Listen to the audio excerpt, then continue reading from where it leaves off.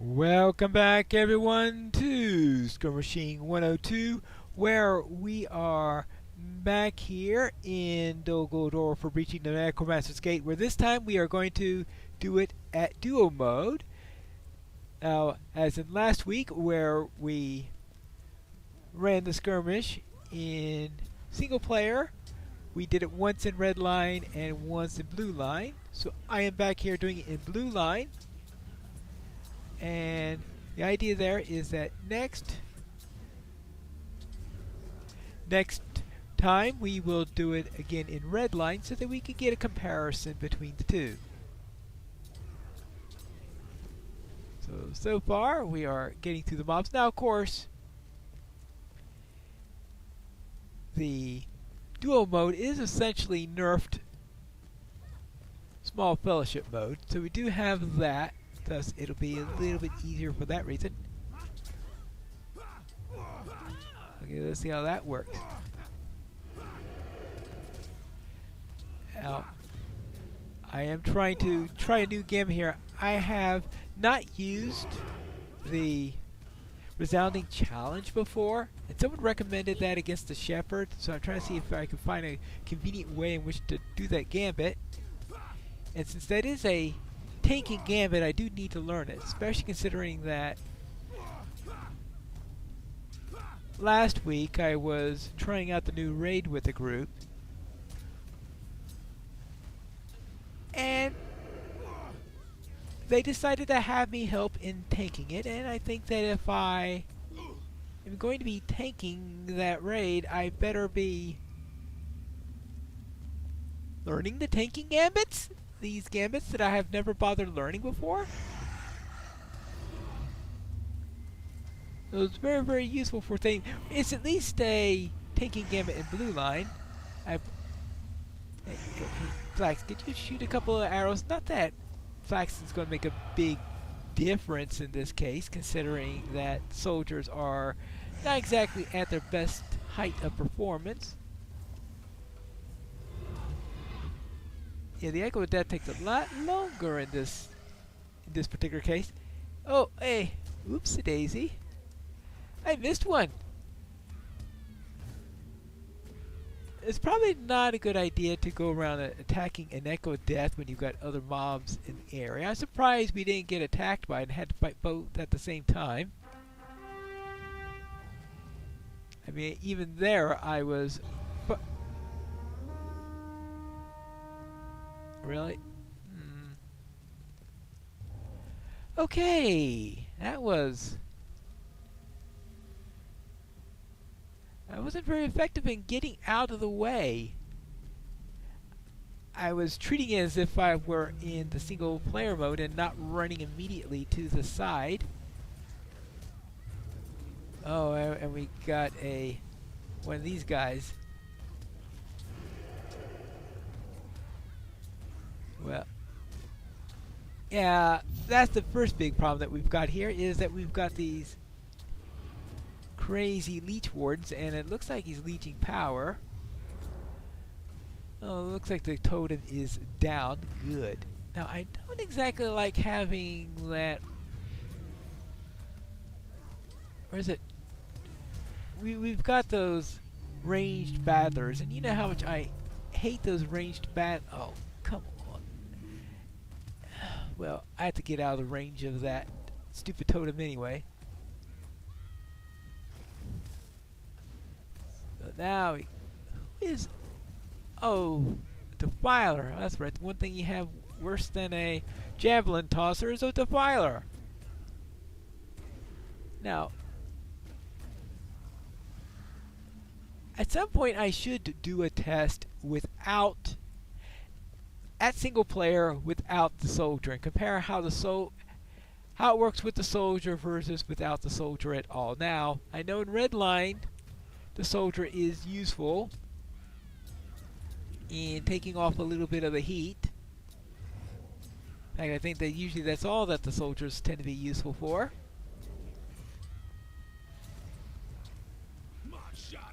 But that's another... Now, is that a... That's a pale trapper. It'd be nice to be able to test out with a shepherd of filth the resounding challenge in there, because the reason why I even thought of that gambit in the first place was because a watcher had recommended that I tested that particular gambit out. That maybe it'll work. Now I don't think it's an easy one for me to do based on my normal rotation. Which is probably one of the reasons why I've never really stumbled onto it.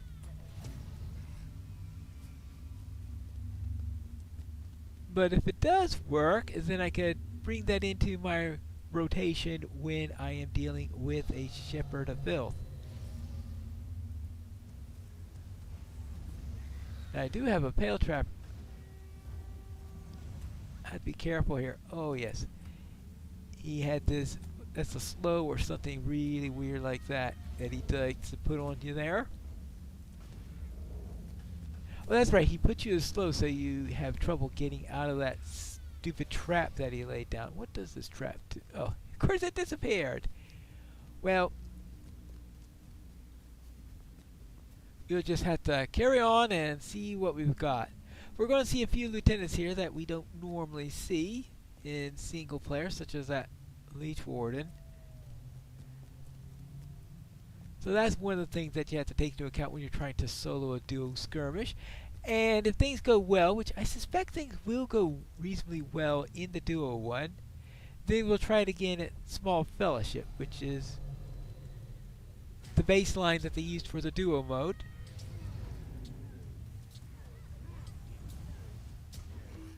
So everything will probably look much the same. It's just that the power of the mobs will be much stronger and the like.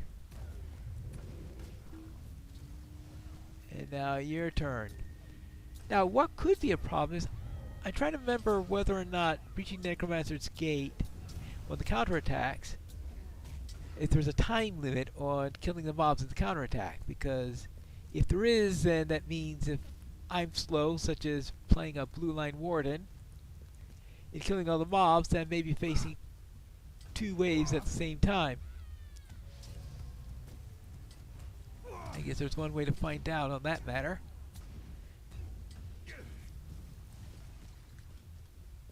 But first, let's worry about this. Hey, you don't have to worry about timed waves in duo mode, because that's the one thing that duo mode has in common with solo mode. Oh, yeah. Some reason I was thinking I was facing the encounter. I was surprised I didn't get the fear effect on that. I thought I was standing way out of position there. But okay.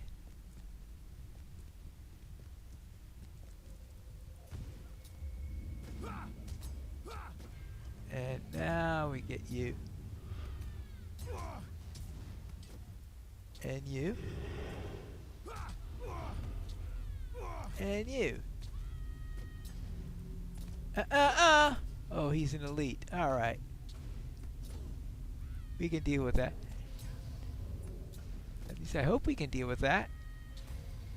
I think we got him down. Besides, if I can't keep mobs off of flax when I'm trying to keep them off, at least especially in tanking stance, then what am I doing attempting to tank? Because she's not doing any damage. Now, grabbing the first mob off, yes, that's grabbing the first mob and taking that is something that I'm expecting if I'm not seriously trying to grab it from her, since that's actually part of the point. But if I am trying to get it from her, I should be able to do so pretty easily, I would hope. Now, let's see what we got here. Okay. This is, I suspect, going to take a little bit longer than the first episode when we were doing it only in solo stand. Oh, there's our first encounter.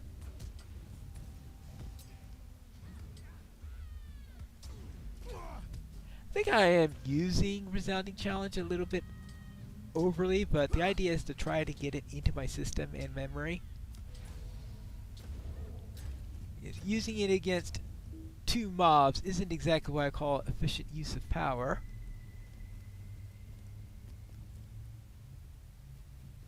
But if I don't use the gambit, I'll never remember it. Oh, there you go. Now, I was just talking about if I can't hold on to the onto the mob. Let's try that one. I'm trying to remember which ones get some hate and which ones don't. Okay. Well, I guess I should have expected that one to do it because that, and see, that one gives it extra hate in there. So Warcry, it obviously does because that's the one that builds towards Resounding Challenge. I really should use Warcry a little bit more while I'm attempting to tank at least. There we go.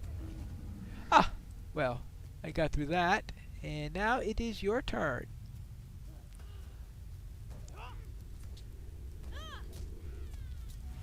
Let's see if we can find the second one. And I'm hoping that at least we don't miss the second one as we did during the last time I was doing this in blue. Let's see. We've got...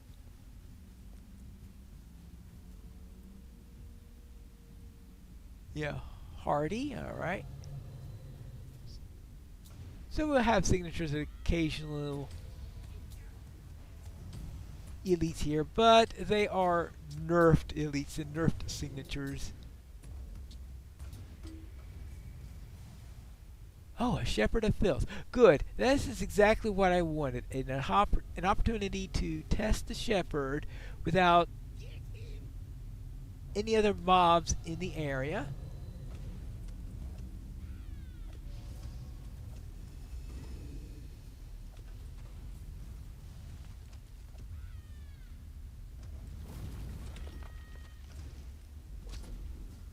Well, it looks like it was very effective at destroying the critters.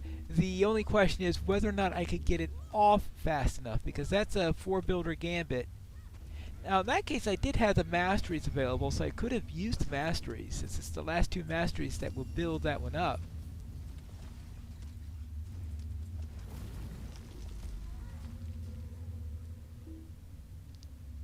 But it seems to be quite effective in doing the work to it. I just have to have enough, make sure I have enough time in which to be able to actually get it off. Now, I could easily do it if I have the last 2 masteries open. If I don't have them open, then I'm going to have to find some other way of ensuring that. Now, I missed somebody. Usually the one I missed is way at the beginning. Like a sleeping drakeling or something. Actually, this one doesn't have sleeping drakelings. That's...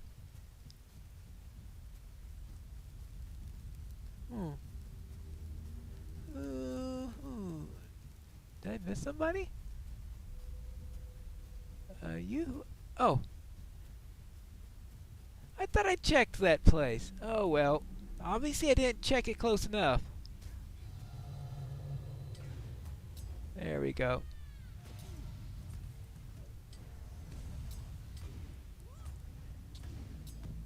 Hello there. A black hand. Alright, there you go. How about a red spear? Hey, 53 marks.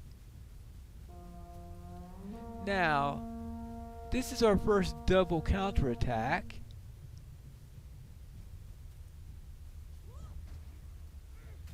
So I want to be able to... Oh, really?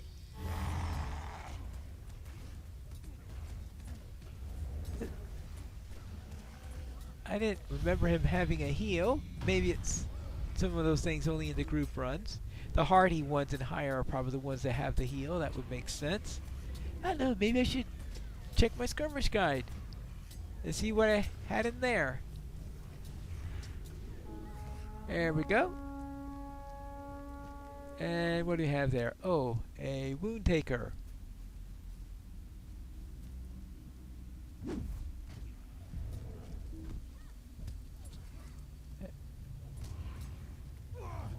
So he gets distracted a little bit by that.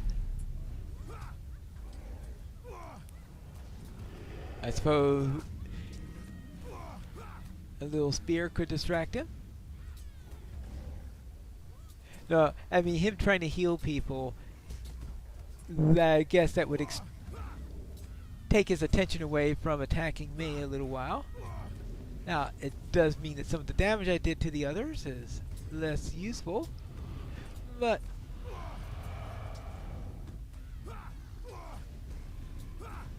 maybe to make him spend time healing instead of trying to hurt me would be worth the extra time I spent in order to get the rest down. There. Oh, I was almost afraid that I fouled that one up, but it looks like I got him eventually. Yeah, this is taking a lot longer. I suppose that shouldn't be too much of a surprise.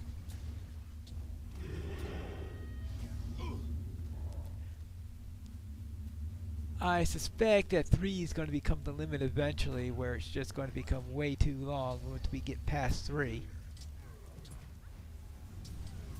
There does come the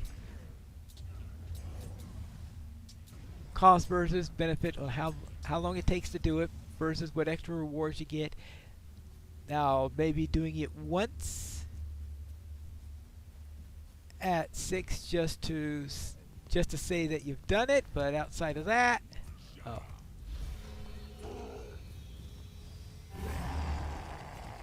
Really?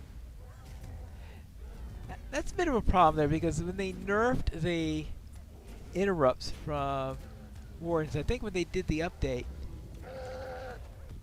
a lot of the interrupts that we had, I think, were taken away. I'd have to take a closer look at it, but the boot still gives an interrupt. And of course, we have Shield Slam.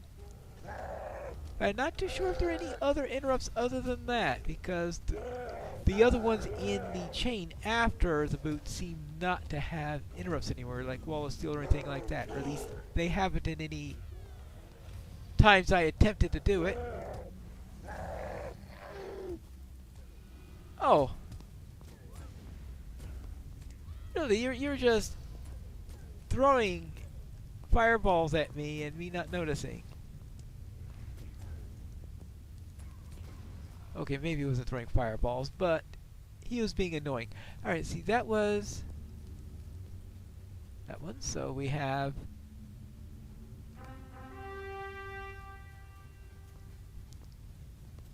number 4. This is probably the easiest of all the counterattacks, because there's only one here, and we don't have any shenanigans with that crazed Drake.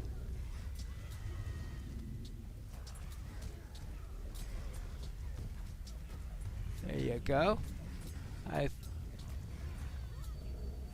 I figure that blue line, if I get them all,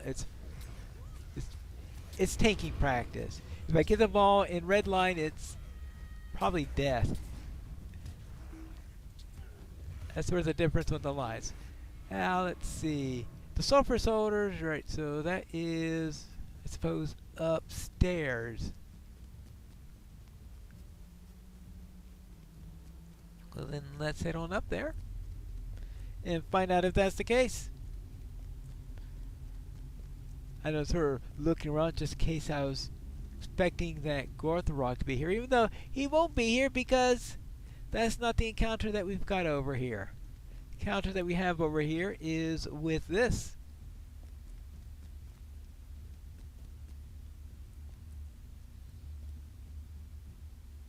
Okay, good. Don't ask me how I reach these things. Oh, there you go.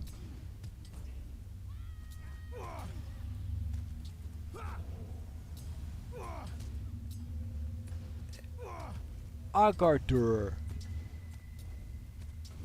Let me see what this says. This says fast attacking during. Oh, hey, I'm trying to read here. All right, to see clears all gammas. Anything hint? Yeah, it says absolutely nothing about interrupting anymore. So yes, they have officially nerfed that particular skill. Okay, I presume Wall of Steel is the same way. Wall of Steel, we use direct damage. There you go. But I know that used to be, Wall of Steel used to be one of my favorite interrupts. Now this is a problem because I was in the middle of trying to read while he did that little maneuver. And I'm doing all this, looking out, trying Wall of Steel, seeing if it interrupts and all that stuff, while my morale is slowly going take down, take down, take down, take down, take down, and I'm not doing any of my healing gambits. I will need to avoid doing that when we get to the small fellowship version. There we go. And how about a gate ward? Actually, this is a hail one, and this should be actually easy to do because the hails in the duo would be weaker than the hails in the solo. The reason the duo would have anything tougher is because you've also got the hardies and the strongs to worry about. Alright, well, you go around this. Let me take care of him. And we could... No, you're not going to be healing him. And I was just preparing a boot just at the right time when you did that. Good. Oh! Perfect time to meet a priest of flame. Priest of vengeance. When all his friends are dead.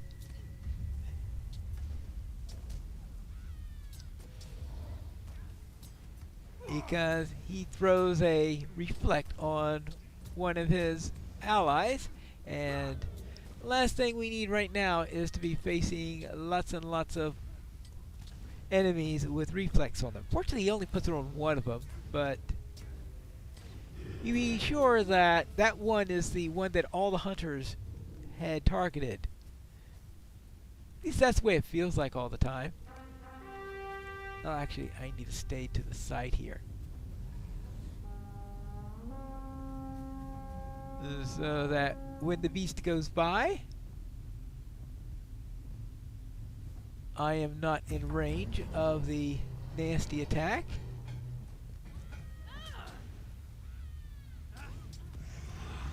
That's right.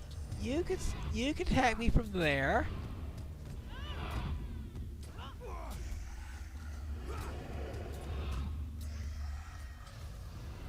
And I can just take care of all these at once.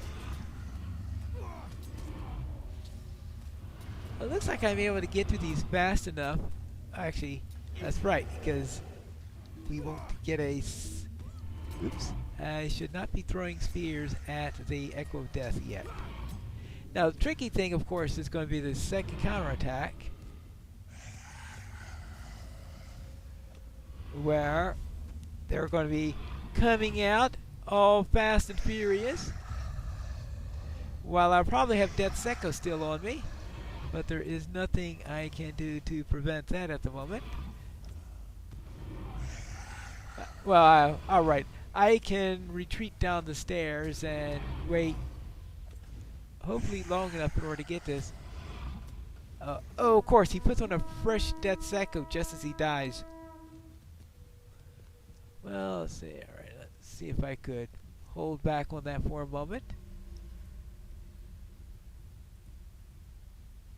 And... oh, I caught that it was a Priest of Vengeance just in time.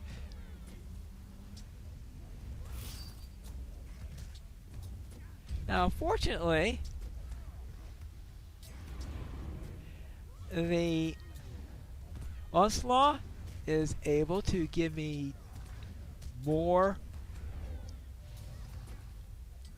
healing than damage, so that I heal myself more than I take damage from the reflect. Make sure I'm taking it for the right one. Okay, he's fine. No, I don't want to. I don't want to fight him at this time.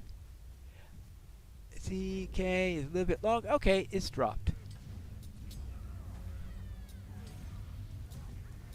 Now I can kill you.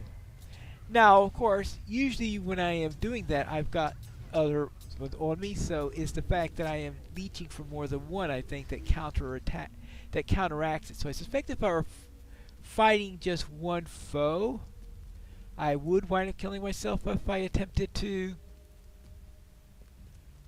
fight him with the blades up. But if I have multiples, then I'd build the gambit on the one and do everything on the one, on the other one, rather than the one rather than the one without the blades. Yes, I'll just make sure I have that I'm doing all the gambit building and all that stuff, and then I can slowly leech away from the one who does have it, and so I do a small amount of residual damage against the other opponent, and I'm able to heal any damage that happens as a result of that. So I think that sort of works. Now, this guy is doing a bit of damage to me. Oh, that's interesting. Restorative shield work. Briefly improve your defense, restoring morale each second if an enemy is attacked. Okay, that wasn't what I was expecting to be done. Oh, defensive, desperate combat, desperate shield. Oh well. How do I do on this? 27 minutes. Yeah, it took significantly longer than it took with the solo version. But that gives you an eye on there. I would say that from the point of view of XP gain, it's an improvement, except for the fact that I'm not earning XP on this character. But it does add extra points on my rewards track, so I guess I am working on that. Because you have all these extra mobs here, so you get the extra mobs. That could get a little bit more in there, but marks per minute, it goes down because there's only a slight increase in marks and a great increase in time. But that is it for me running Breaching Necromancer's Gate Blue Line at the Duo level, Tier 1. And next time we'll try that with Red Line to see if we survive that when we return to Skirmishing 102.